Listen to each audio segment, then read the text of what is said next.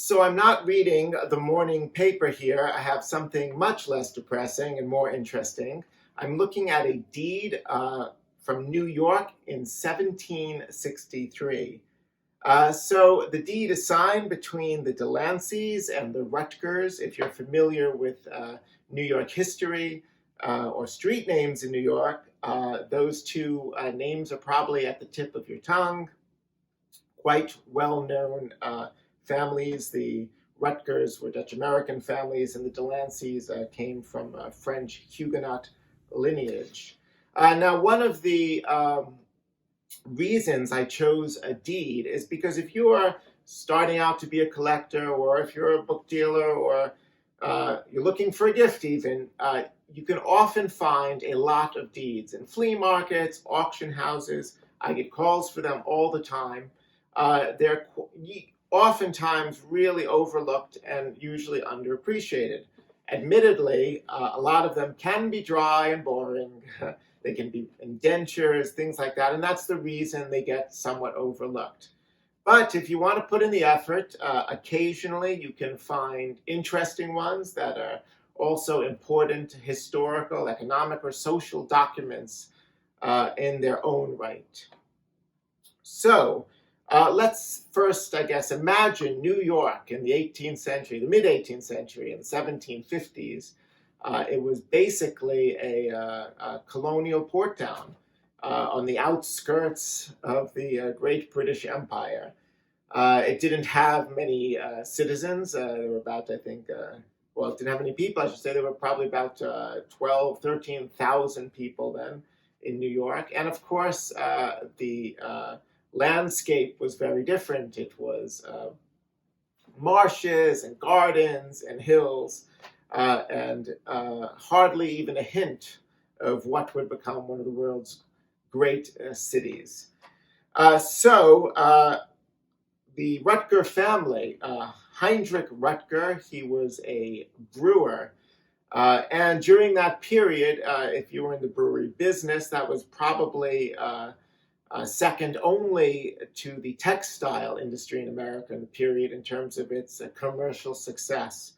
And you can imagine for his brewery being close to the East River there, with all the boats coming in and immigrants eventually, that he would have a large demand for his product. So the Rutgers were extremely successful financially. And along with the Delanceys, both families became some of the most prominent and largest landowners in the Lower East Side today. Heinrich Rutgers' seventh child was Henry Rutgers. Now, Henry Rutgers became a well-known patriot. Unlike a lot of merchants or people in upper social status during the period who had loyalist, Tory, or English sympathies, Henry Rutgers rebelled against that. He could have gone with the flow, but instead he took up the patriot cause. And he volunteered for the American Army during the Battle of Brooklyn. And after their famous loss in September 1776, he evacuated and fled. And his parents fled as well to Albany. So they had to surrender all of the Rutgers plantations and farmlands and buildings to the British occupation. So a well-known patriot. James Delancey, on the other hand, he was a well-known loyalist. He went with the grain, and understandably so, he originally left, I think it was the Bronx, and came down to New York because of his loyalist sympathies.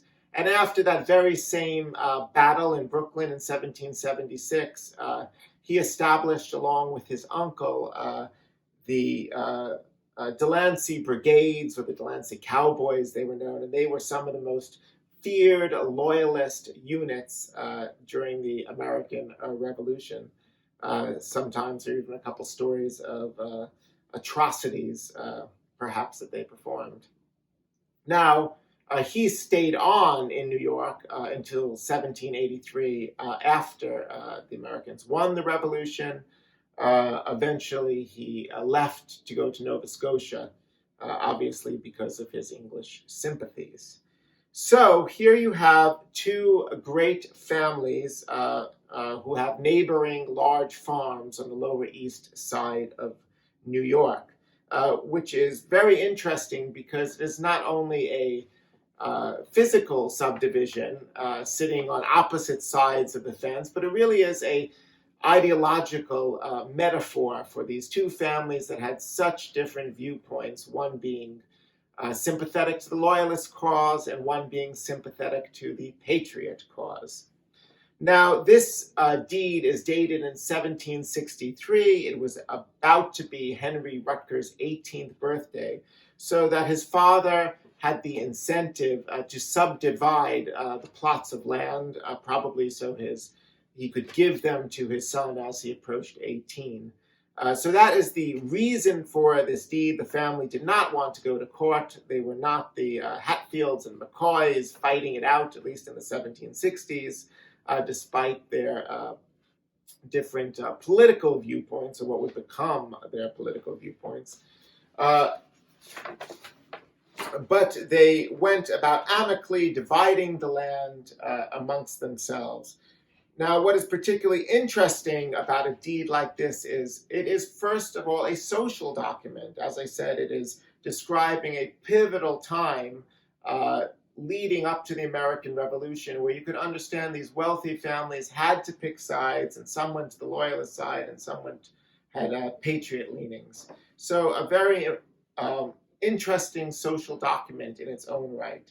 And secondly, it's an important document in terms of the geography of New York City, because the delineation of their plots of lands between these two great land-owning families really set the framework for many of the streets we see presently in the Lower East Side of Manhattan. Some of them rather kooky, but if you get into an understanding of their origins and the reasons they were laid out like that, it was generally because of the delineation of various plots of lands and farms that existed. So this is a rather remarkable deed, I find, in terms of New York history, as I said. Now, in terms of what something like this is worth, well, that is a difficult question. As I said, many deeds are overlooked in the market, and I find it personally, even when I find an interesting one, a sort of stumbling block in terms of people's imagination of what a deed should be worth. They're perhaps not so easy to display, although they could be well framed and put on a wall. But certainly it's not like walking into a house and seeing a Warhol. You're seeing a piece of parchment that takes some analysis to really appreciate.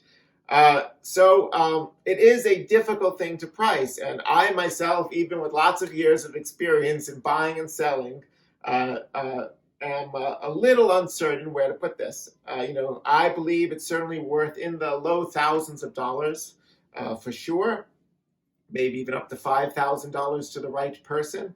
But it really depends on explaining the story, why it's important, and capturing the imagination of a buyer in that instance, who is going to really appreciate why this document is so important to New York history, but also represents a moment in time just before the American Revolution.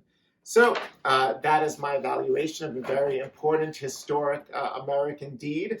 I wish you all luck hunting some others out.